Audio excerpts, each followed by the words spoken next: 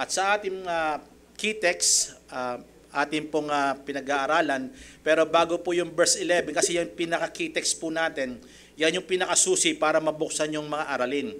So yan yung pinaka-main na text natin na inalalayan lahat ng mga verses na ating pag-aaral. At I do believe, bago tayo pumunta dyan sa verse 11, etong verse 10, meron pa po kasi tayo naiwan. At ito'y napakasagana na sa verse 10 pa lamang sa ating pagbaybay dito sa cluster na pangalawa. Ito'y napakahalaga na po. So basahin po natin ang Iglesia ng Diyos na Buhay gaya ng kawal. Ephesians chapter 6, verse 11, key verse po natin siya. At meron pong kasunod po yan. Okay.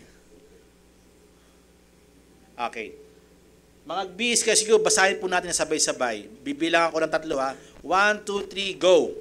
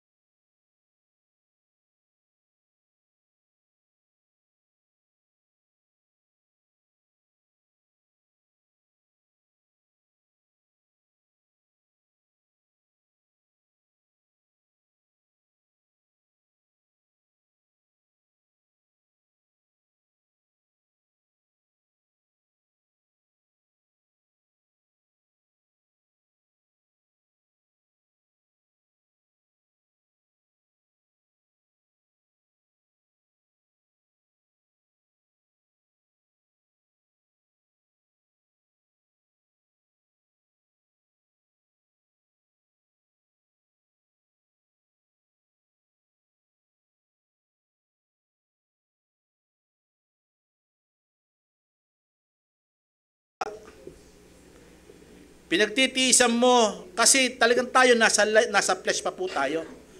Prone po tayo na maaring mapukaw ang ating mga mata doon sa nangyayari sa mundo. Prone pa rin po tayo, kaya iniiwas tayo ng Panginoon. Tinuturuan tayo ng mga lingkod ng Diyos para makaiwas sa mapanirang simbuyo na umiiral sa mundong ito. Kasi ang purpose natin ay para kalugdan natin yung naglagay sa atin bilang ginawa tayong kawal. Amen. To glorify God. So binanggit ko nung nakaraan, ang si Satan, ang gusto niyang gawin, ang kaligtasan meron na tayo. Ang gusto niya, yung purpose sa atin, pabagsakin niya. Hindi tayo maging kagamit-gamit. Una sa ating pamilya. Pangalawa sa ating kapitbahay. Ano tayo? Kumbaga sa isang salita, nonsense yan. Wala yan. Meron ako naging amo dati. Ewan ko, alam ni Parin Dodong to, si Kuya OG, di ba? Boss natin yun, di ba? Sa Pandisalan, di ba? Pag sinabi, ay walang ibig sabihin yan. Ganun magsalita yun, ibig sabihin, wala yan. Parang baliwala, wala, nonsense yan. Ibig sabihin, buhay ng tao ay parang walang halaga. Yun ang gusto ni Satan. Yung maging wala tayong hindi tayo maging kapaki-pakinabang sa kaharian ng Diyos. Kaya yun yung ating lalabanan. Amen. Kaya ang pinamagat po natin, spiritual warfare. Pag spiritual warfare, ibig sabihin, laging nasa digmaan. Lahat ng araw, minuto ng iyong buhay, laging may digmaan. Paggising mo pa lamang, may digmaan na eh. O, nag-yes yung ating deacon. Bakit? Kasi bakit? Parang ayaw mo bang magpuri sa Panginoon? Digmaan na, hindi, gagawin ko muna to. Digmaan po yan. Kaya kailangan nilalaan mo na kaagad ang buhay mo sa Panginoon. Ipinagkakatiwala mo na kaagad ang araw na ito. Kaya pag lumakad ka, handa ka. Amen.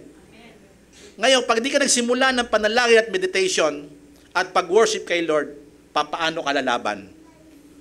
Kasi nagkalat po dito yung mapanirang simbuyo. Matatangay ka. Pero pag meron ka, nakatingin ka sa Panginoon, lagi kang malakas.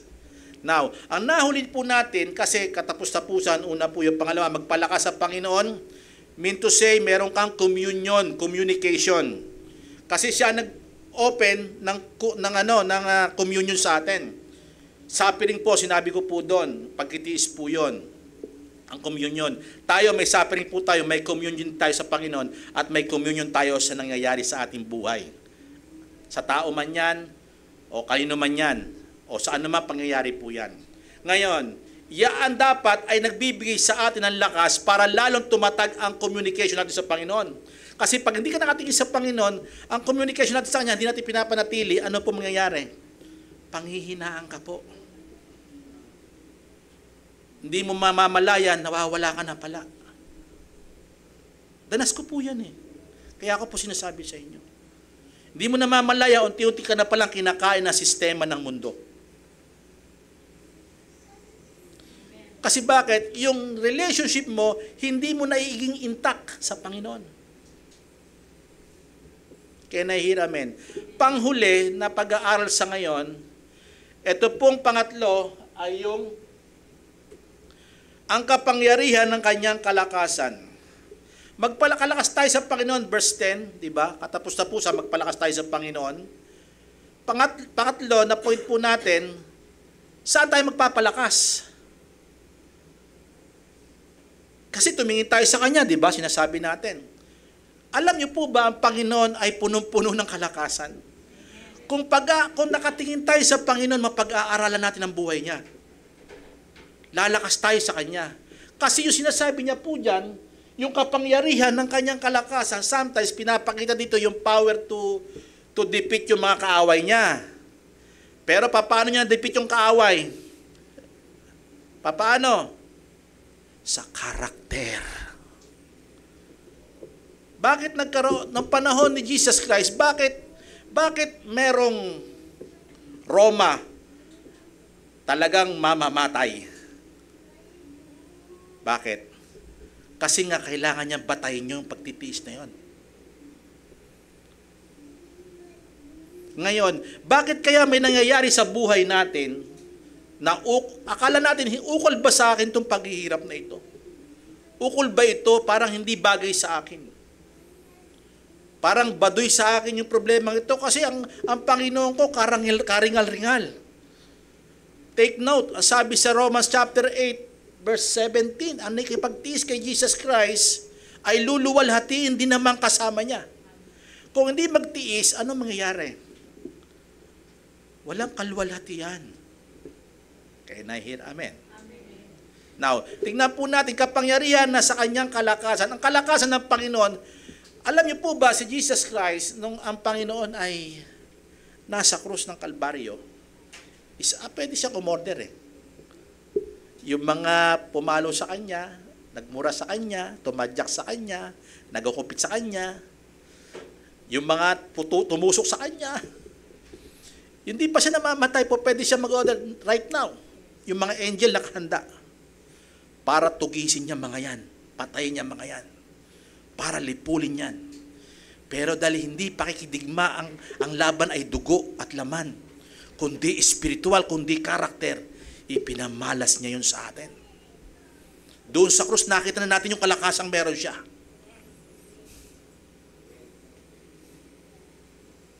Gusto niyo mangyari sa atin? Yung kalakasang meron siya, tumingin tayo sa kanya, sa buhay niya, dito sa lupa. Paano siya nagtagumpay? Paano siya naging malakas? Paano siya nililuwalhati ng Ama? Paano siya itinaas ng Ama na itinampok ang kanyang pangalan na higit pa sa lahat ng pangalan? Upang ang lahat ng tuhod ay iluhod sa kanya at ang lahat ng labi banggitin ang pangalan niyang Panginoon. At naipailalim sa lahat ng kanyang talampakan ang lahat ng pamunuan. Why? Dahil sa moral character. Amen? Hindi sa pakikipaglaban ng laman at dugo. Kapangyarihan ng kanyang kalakasan ay ito'y meron tayo.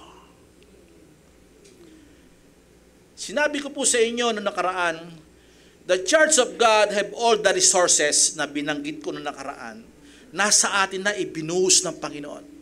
Pero bakit parang hirap pa rin tayo na lumaban? Kasi nga, pinag-uusapan natin, hindi na isusut ang buong kagayakan ng Diyos. Buo eh. Hindi partial, kundi kompleto. Sabi niyo po, kompleto. Kung narinig niyo ang tinig ng Panginoon sa pangangaral na salita ng Panginoon na patungkol sa Panginoon, magpakalakas po kayo, huwag niyong isantabi. Huwag niyong baliwalain. Huwag niyong pagmatigasin ang inyong mga puso. Dahil sa pagmamatigas ng puso, ang tawag dito, papunta doon yan sa pagiging kalyo. Hindi mo napapainggan ang mainam na aral pag pinagmatigas mo ang puso mo. Amen. Kahit gaano kaganda pa ang pangangaral, kahit si Jesus Christ ang nangaral sa kanila, matigas kasi ang puso. Amen. Kaya pag narinig ang tinig ng pangangaral ng Panginoon tungkol sa Panginoon, huwag natin pagmatigasin ang ating mga puso. Now, tingnan po natin ang kapangyarihan ng kanyang kalakasan. Job 37, verse 23. Inuna ko po siya, Deacon, kasi yung Ephesians. Basahin po natin. Sabay-sabay po tayo. Go!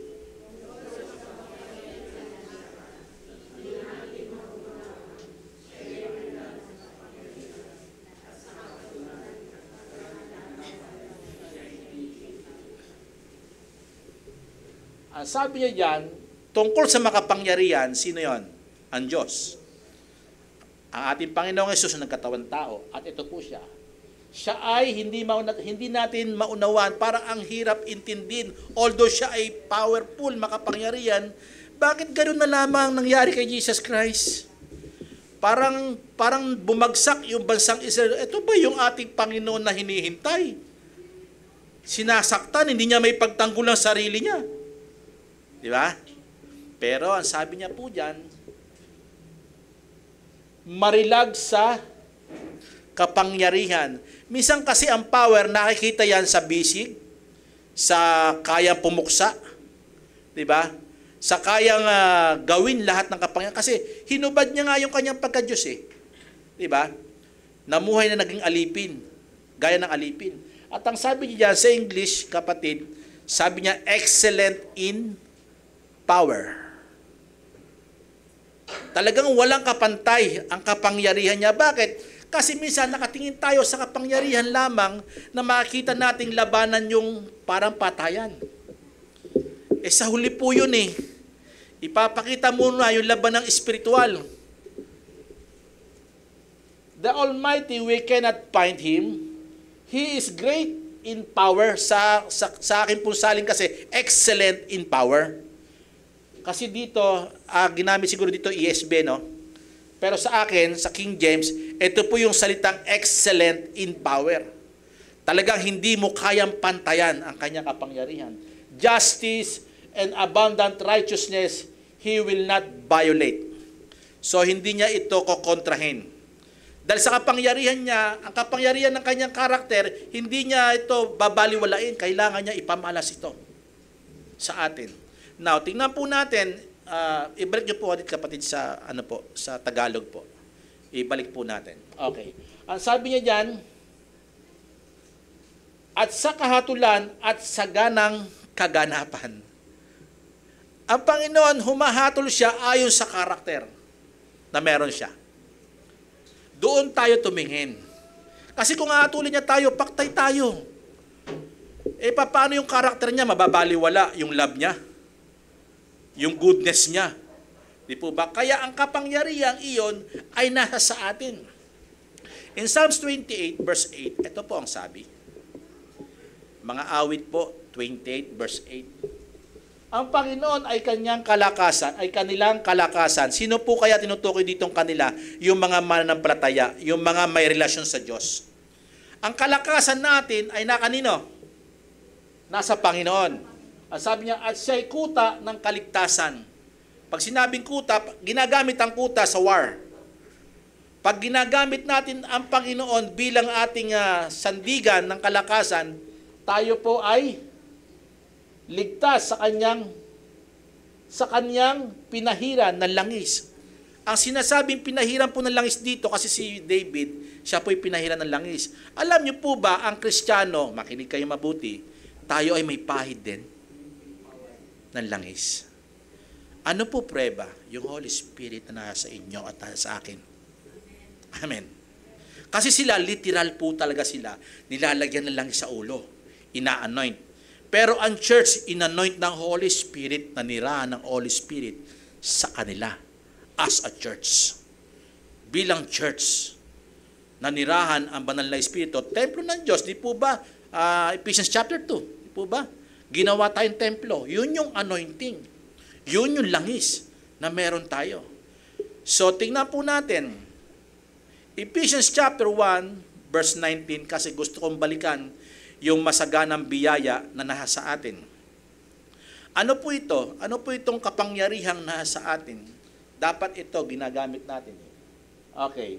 At kung ano ang dakilang kalakhan, pag sinabing kalakhan, greatness. At kung ano ang dakilang kalakhan ng kanyang kapangyarihan, kasi ito, blessing po ito. In chapter 1, full of blessing po dito. Pinili tayo, ipinakita naman yung gagawin ng Panginoon sa atin.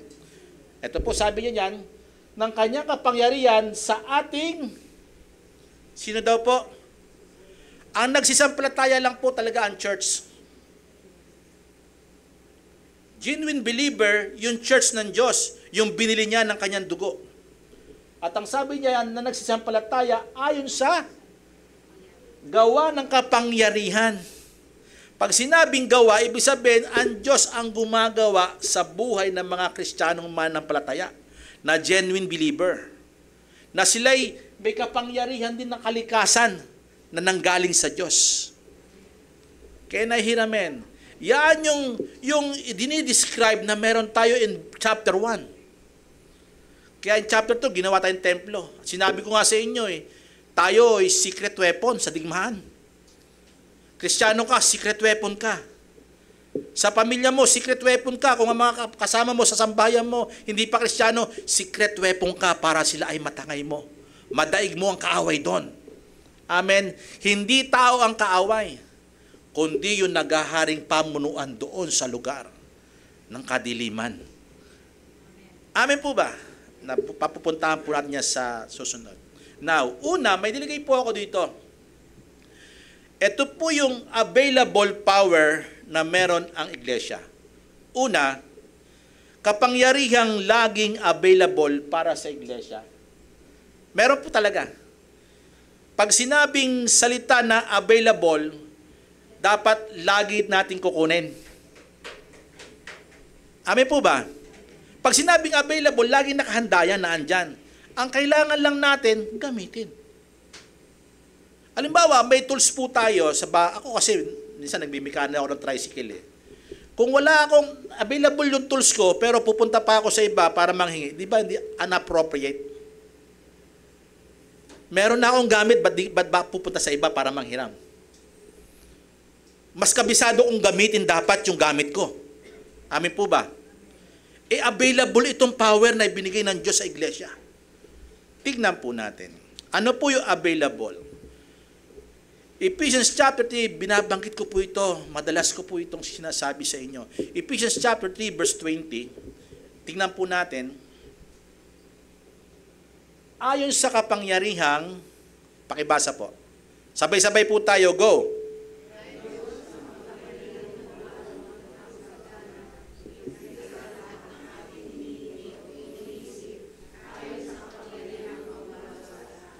May kapangyarihang gumagawa, ayaw natin gamitin. Available po yan, lagi, nasa atin po yan. Lalaban tayo, ayaw natin gamitin, nasa sa atin. Yung Holy Spirit na nasa sa atin. Ayaw din natin gamitin yung Word of God. Paano tayo tatatag? Paano tayo titibay sa laban? Kaya maraming Kristiyano pagod na pagod sa ginagawa niya. Bakit? Hindi niya naisusuot ng tama na meron siya palang available na ibinigay ng Panginoon sa kanya. Sabi ng salita ng Panginoon, my people are destroyed for the lack of knowledge. Kasi meron ka na, ayaw mo pang intindihin na merong purpose sa'yo. Every Christian may purpose sa buhay. May purpose ang Panginoon sa atin, ayaw natin gamitin. Iba-iba ninilay ng Panginoon sa atin para pagtagumpayin tayo. Iba-iba. Pero isa ang misyon, i-glorify si Lord. Yung nagtala sa atin. Maging isa tayong katawan ng palakas, lumalaki, sumasagana sa mabubuting gawa. Hindi lahat yun ang gawa. Iba-iba pero laging sumasagana. Amen. Kaya sumasagana dahil iba-iba, variety na purpose ang ginawa ng Panginoon sa bawat isa sa atin. Kada isa po sa atin, may purpose ang Diyos sa atin. To edify the church. Sabi niyo po, edify. Edifying the church, ito yung nagpapakita kung anong meron ka isineshare mo sa iyong kapatid. Amen. Paano naman, may sineshare yung kapatid, hindi ka naman nakikisalamuha. Paano ka rin lalakas? Amen. Now, itong salitang ito, nagpapatunay na available ito lagi sa atin na gumagawa. Saan daw po? Gumagawa sa atin. Now unto Him is able to do exceeding abundantly more than we ask or think, according to the power that working in us. In English po, sinabi po yun. Dahil doon sa kapangyarihang sumasa atin. Hindi yung papunta sa atin, kundi sa loob natin kumikilos. Available. Kasi nasa sayo na, available mong gamitin yan. Laging nakahanda po yan. Lagi pong kumbaga sa isang salita, parang naka-ready na po yan. Ayaw mo lang ipitik. Ayaw mo lang paganahin. Kaya maraming Kristiyanong tulog, hindi nagpapagana na meron siya. Kaya nahiramin. Marunong ka naman palang, ayaw mo ipagamit. Diba?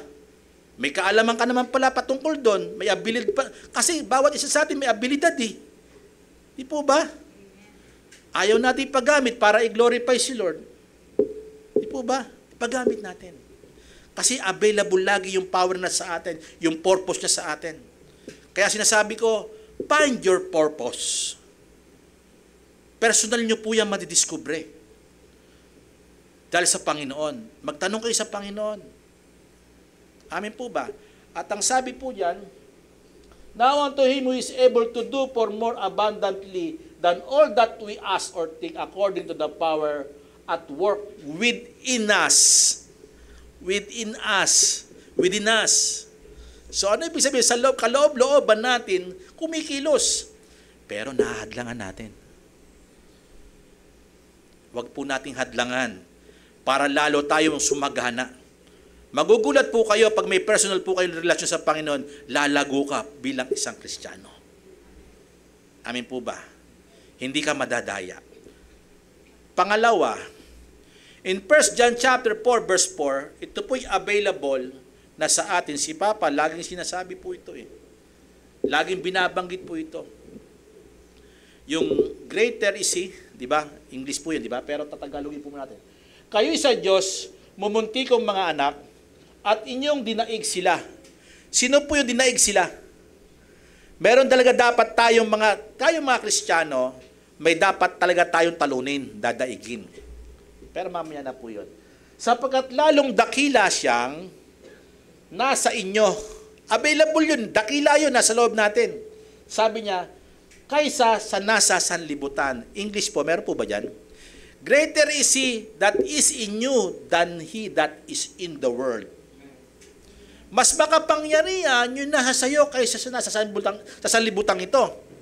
Ang context po niyan, makinig kayo mabuti, ang context po niyan sa mga maling aral. Mas meron kayong kapangyarihan. Kasi nagwo-work ang Holy Spirit sa inyo, may pahid tayo ng Panginoon, alam mo ang mga maling doktrina at aral.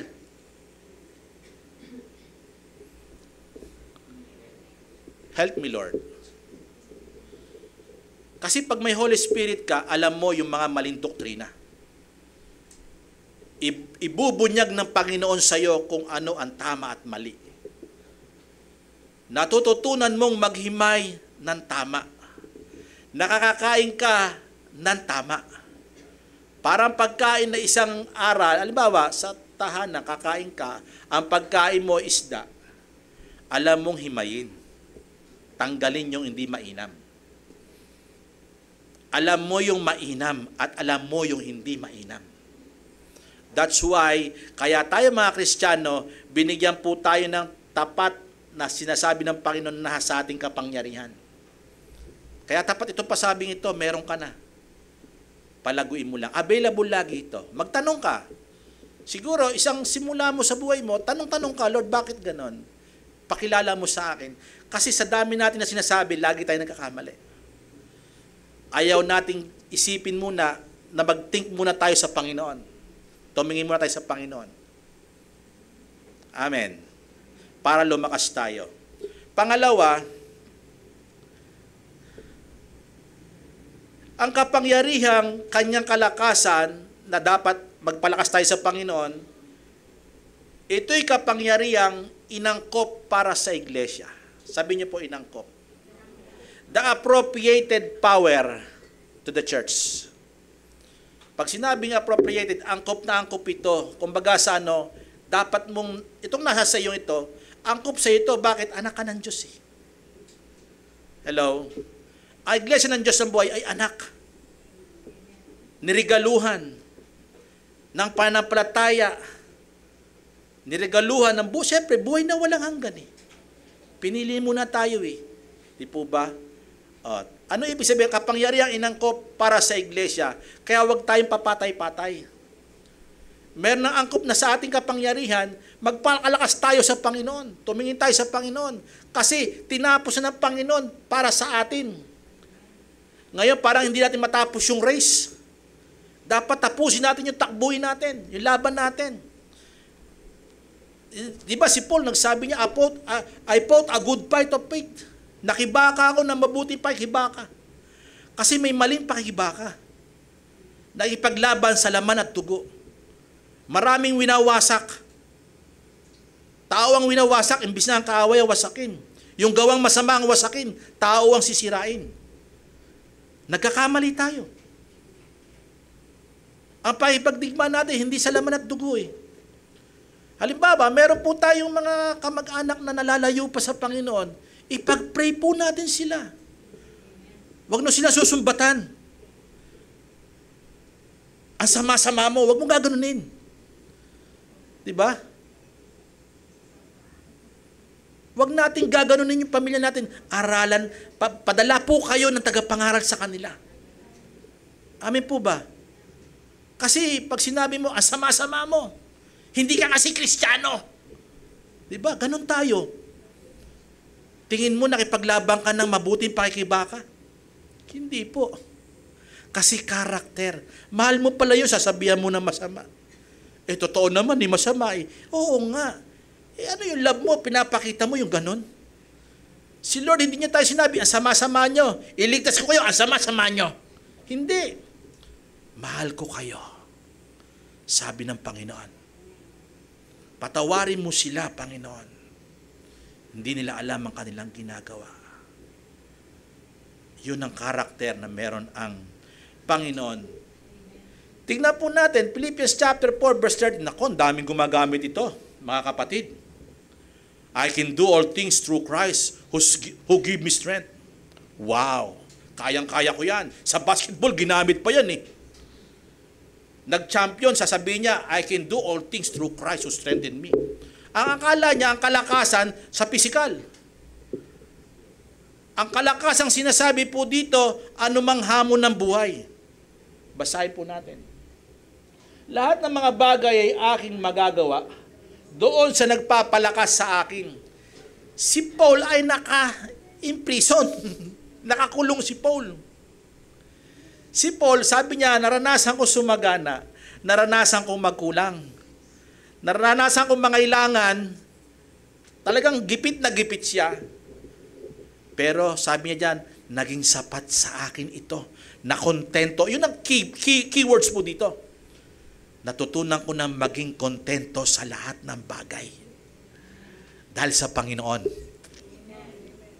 Kaya ginamit niya itong salitang ito, I can do all things, kahit na ito'y katayuan ko rito, wala akong pagkain dito, kahit ako'y nakapangaw, I can do all things. Ito po yung Philippians, ito'y first imprisonment ni Apostle Paul. Una pagkakakulong, pag una kang nakulong, ang hirap, hindi ka matutulog talaga. Eh lalo na kahirap ng panahon nila. Wala naman talagang ilaw, kundi sulo, puro na siguro ilong niya. Yung itim-itim. Kasi kami, may lampara kami dati. Pag-gising namin, ang itim ng ganito namin, no? Si Papa, may lampara po yan. Dati kami. Eh, paano kaya sila? Kulob yung lugar. Kaya sabi niya, naranasan ko na ang lahat, pero nasiyahan ako. Ano man ang mangyari sa akin, I can do all things through Christ who give me strength. Kasi ang kalakasan, hindi naman po doon sa laya ka, masaya ka, may pera ka. Hindi po yun sinasabi dito.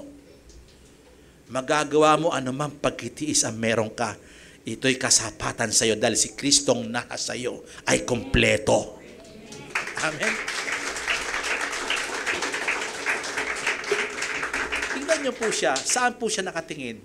Kay Jesus Christ. Kasi alam niya si Jesus Christ nga mas malupit pa ginawa sa kanya. Siya ganon lang. Kaya siya lumalakas dahil tinitignan niya yung nagpapalakas sa kanya, si Jesus Christ. Siya nga, Panginoon ng mga Panginoon eh. Karangyarang yan ng katayuan sa langit eh. Sa Panginoon, sa Ama niya eh. Pero nagpakababa siya, namuhay na alipin. Diba? Yun ang tinitignan ni Apostle Paul. Okay lang to. Kasi mas makapangyarihan na sa akin. Kaya kong pagtagumpayan ito. Amen. Kaya pagkatagumpay, hindi po yung ikaw ay naging mayaman, naging matalino. Po ba? Yung mga anak mo na pag-graduate mo ng kung ano-anong degree. Diba? Hindi po yun ang kalakasan. Ang sabi sa Zechariah chapter 4 verse 6, not by might nor by power, but by the Spirit, says the Lord. Amen. Dahil sa Panginoon na sa atin. Hindi sa kapangyarihan. Hindi sa lakas. Sinasabi niya yan kay Zorobabel. Na talagang tanyag na tanyag. Hindi yan. Kundi sa aking espiritu. Kung meron kang espiritu ng Panginoon, mapagtatagumpayan mo ang lahat ng bagay. Amen. Napakahalagang aral. I can do all things through Christ who gives me strength. In 2 Timothy chapter 1 verse 7, ito po ang sinasabi, hindi tayo binigyan ng takot, espiritu ng pagkatakot, kundi binigyan tayo ng kapangyarihan at pag-ibig at kahusayan. Kapangyarihan, meron po tayo. Ang kapangyarihan, kala natin masusukat iyon sa mga bagay na kalakasan sa mundo. Worldly system. Kasi sila hindi umiibig sa kapwa. Pero tayo may pag-ibig na marunong magmahal kahit anumang sitwasyon. Kahit na ikay niliyurakan na. Ako, dumami ang, ewan ko ba, bakit nung pinag-aaralan ko to, dumadami yung aking yung nakakasalamuha sa kalsada. Oh, totoo po talaga. Pero alam niyo po, mabuti ang Panginoon na ipapaalala niya sa akin, kawal ka sa spiritual. Naiiwasan mo yung mga bagay na pagkatalo. Amen. Kaya, pag kami nangyaring ganon, ngingiti ako, kahit galit yung ngingiti na rin. Why? Kasi pakipaglaban, hindi sa laman at dugo. Hindi sa karapatan sa kalsada. Kundi dahil ikaw ay kawal ni Kristo na mabuti. Tumataas ang glory kay Lord. Di po ba? Kasi pinag-aaralan natin Ano kaya, nakita nyo ako nakipag-away. Si Pastor nakipag-away doon sa tricycle na yun, Di ba? Yung kawal natin nakipaglaban na talaga literal. Di ba? Ang pangit naman. Di po ba? Mura-murahin ka, okay lang. Mura lang naman yun Hindi ka naman sinaktan Di ba? Di ba? Mahirap yun, pero dapat mong tanggapin. Amen. Ang Panginoon nga, hindi lang mura Di ba? Kaya tumingin ka sa Panginoon. Yun lang ang magpapalakas sa atin. Now, conclusion, makinig kayo, bagamat verse 10 pa lang tayo, nagko-conclude po ako dahil sa panahon lang ito. Pero bago pumunta tayo doon, gusto ko ipakita sa atin yung mga nangyayaring ito sa atin na dapat mangyari na available na kapangyarihan na nasa Panginoon at ito'y angkop talaga sa atin, gamitin natin. Alam niyo po ba ito'y biyaya? Pag sinabing biyaya, bigay. Kaloob. Hindi mo pinaghirapang magkaroon ka ng kapangyarihang espiritual. In 2 Corinthians chapter 2 verse 12, katapos na po ako. Ngunit ating tinanggap, sabi niyo po tinanggap. Ibig sabihin, hindi pinaghirapan. Hindi ang espiritu ng, sabi niya, hindi ang espiritu ng sanlibutan, kundi ang espiritong, ang tinanggap natin, espiritu mula sa Diyos. Sabi niya, sabi niyo po upang. Dahil, tatapwat, kaya niya binigay ito, ang reason, ang purpose ay ito. Upang ating mapagkilala. Sabi niyo po mapagkilala, maunawaan, at maipakita na ito'y hindi galing sa atin. Dahil ito, sabi niya, ang mga bagay na nasa sa atin, bagamat merong kapangyarihan na tayo, may banal na espiritu, merong available power sa atin, may kapangyarihang angkop sa atin, pero ito po'y ibinigay ng walang bayad. Libre, biyaya. Biyaya na nga, ayaw nyo pang gamitin. Paano sasagana ang biyaya? Gamitin natin. Alam nyo po ba, ang biyaya, hindi naubos po yan. Pag sinabing biyayang galing sa Diyos, ito'y eternal na biyaya. Ba't ayaw nating limasin ng limasin? Hindi mo naman malilimas Ginamit ko na yung salitang limas, ibig sabihin, kunin yung biyaya. Meron ka nun makapangyarihan yun Niregalo yun Amen. Tingnan po natin. In 2 Corinthians chapter 12, verse 9, Si Paul, sabi niya, 3 beses ko itong itinalangin. Naalisin sa akin ito. Mahirap eh. Mahirap itong katayuan ko eh. Alam niyo po ba ang sakit ni Paul? Yung nagsulat na Ephesians. Alam niyo po ba sakit niya? Sakit sa mata. Yung mata niya nagluluha-luha. Ayon sa mga pag-aaral ng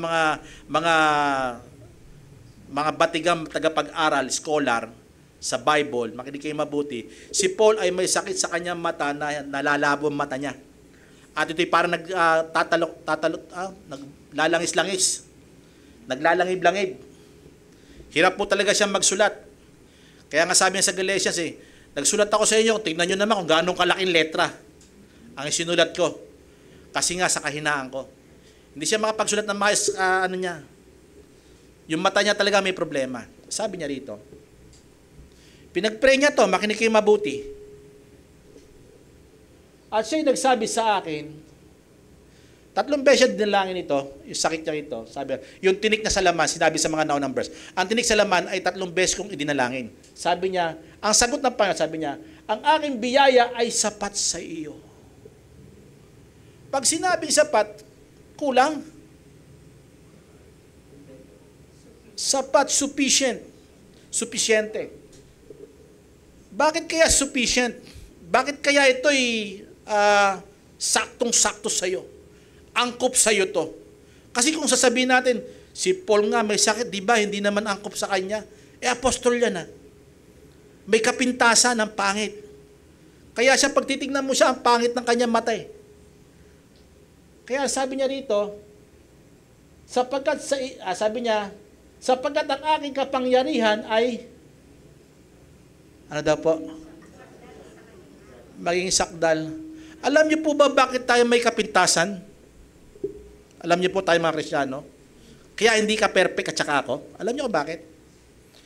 Gusto kang maging sakdal dyan. Si Jesus Christ nga makinig kayo mabuti. Ang dala-dala niya ay kagandahan.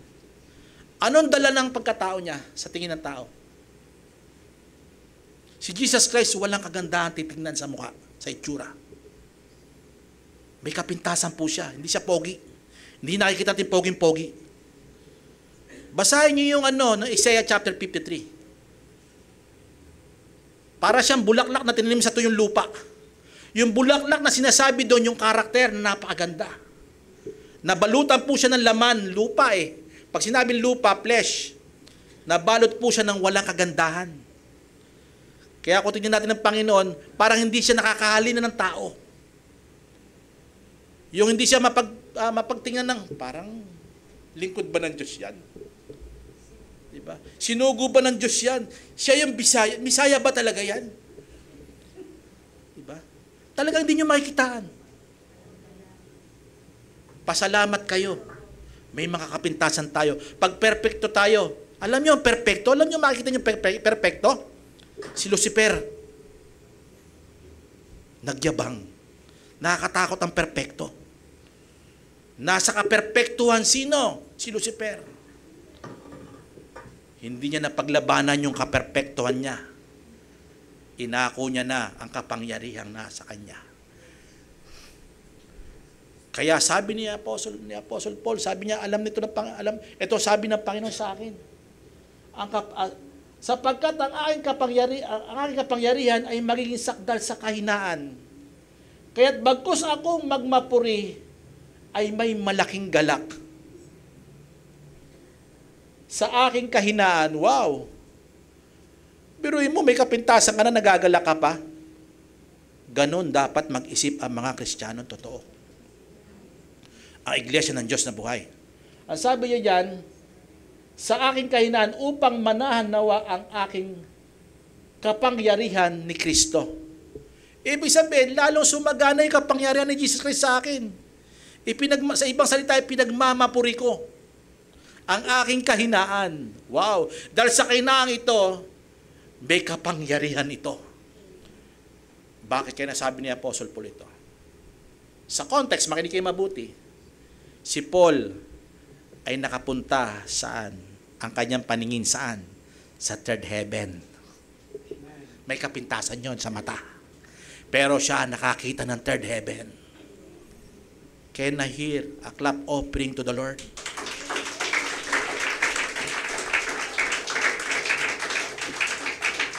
Paano niya makikita? May kapintasan yung mata niya. Pero bukas ang langit sa kanya, sa kanyang paningin.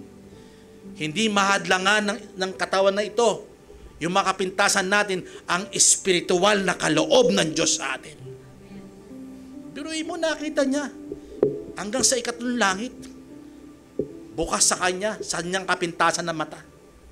Kung saan ka mahina, palalakasin kita. Nahahayag ang aking kapangyarihan sa iyong kahinaan. Sabihin mo sa Panginoon, ano ba kahinaan mo? Sabihin mo kay Lord, palalakasin ka dyan. Kasi available ang power. Angkop sa iyo yung kapangyarihan meron. Gaya ni Apostle Paul. Kauli-hulihan, Colossians chapter 1, verse 11. Last verse.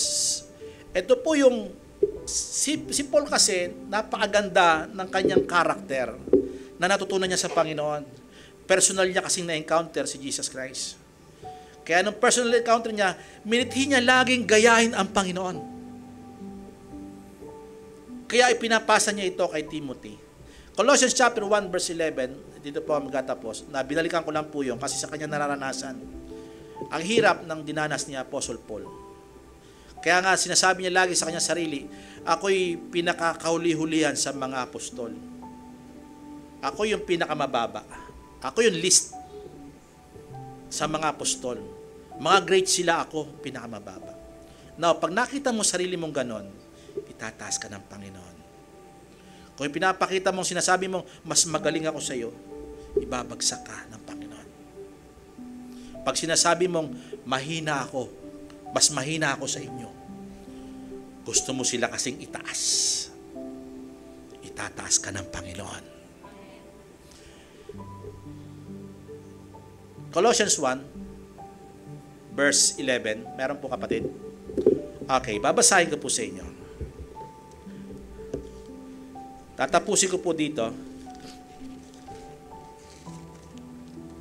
Colossians 1, verse 11. Na kayo'y palakasin ng buong kapangyarihan ayon sa kalakasan ng kanyang kaluwalhatian sa buong pagtitiis. Ang kalakasan pala makukuha sa pagtitiis.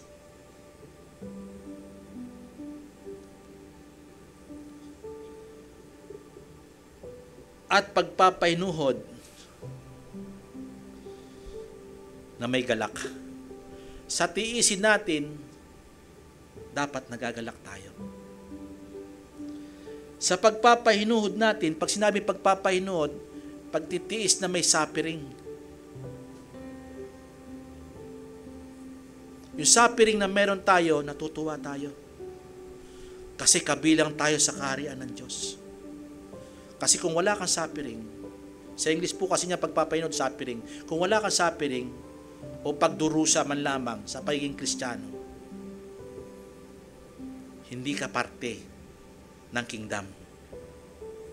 Pero dahil tayo ay kaparte ng kingdom, kaya ka dumaranas ng ganyan. Maybe persecution, maybe in all needs, o may mga pangangailangan, meron problema. Pero hindi ka nag-iisa. Ang Panginoon nagutom din, nauhaw din. Nangailangan din po siya ng pag-ibig. Walang bumigay sa kanya. Lahat ng pinagaling niya, lahat ng pinakain niya, yun din ang nagsabi, ipako sa krus.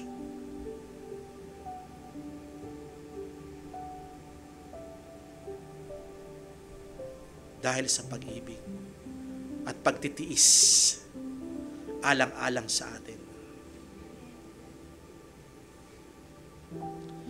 Na nagpapasalamat sa Ama na nagpagiging dapat sa atin upang makabahagi sa mana ng banal na kaliwanagan. Ibig sabihin pala, pag may suffering ka, ibig sabihin pala, pag may tiising ka, kabahagi ka pala ng kaluwalhatiang nasa Panginoon.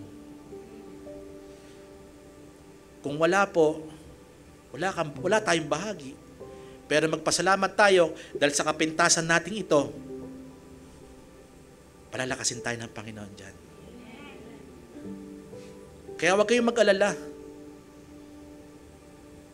Hindi lang ikaw dumaranas, iba-ibang Kristiyano dumaranas. Mahirap pa nga katayuan ng ibang Kristiyano sa ibang community. Pinapatay, pinaparusahan.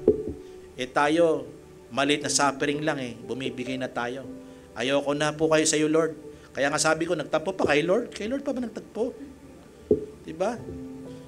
Ginawa ka ngang kawal para magtagumpay ka Napag-usapan namin si Pastor, may sinabi sa akin noong nakaraan, ang pagtitiis na ito yung self sa atin po yan. Yan ang kalaban po natin. I-relate ko lang po, Pastor, kasi sa susunod, talagang i-aaral po natin. Pero siguro, dadaanan ko lang. Kasi ang pagkatagumpay kay Satan, tapos na. In salvation, Sabihin niya po, sa salvation, tagumpay na tayo. Hindi niya na kaya gawin. Yun yung tagumpay na sinama tayo sa parada ng tagumpay. Pero sa buhay na ito, pwede tayong pumalpak bilang isang Kristiyano. Pwede tayong mawalan ng patotoo.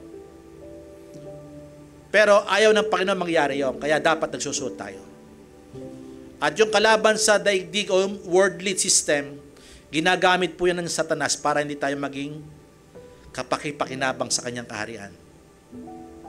Amin po ba? Kaya dapat lagi tayong matatag na lagi tayong nagsusuot na buong gayak ng Panginoon. Take note, tayo ay ligtas na. Wala nang kapangyarihan si Satan para maagaw ang kaligtasan. Isinama na tayo ng Panginoon sa tagumpay niya. Sa krus, doon pa lamang tinapos niya na. It is finished na. Pero sa ngayon, sa pagkakataong ito, tayo lumalaban pa sa pamagitan sa pagiging Kristiyano upang maging mabuting kawal tayo. Pwede tayong hindi tayo mapagkakatiwala ang kawal. Pero ligtas ka. Sinasabi ko po ito na huwag niyong panghinayangan na pagdating ng time, malungkot tayo pag humarap na tayo sa Panginoon. Yung reward, di natin makuha.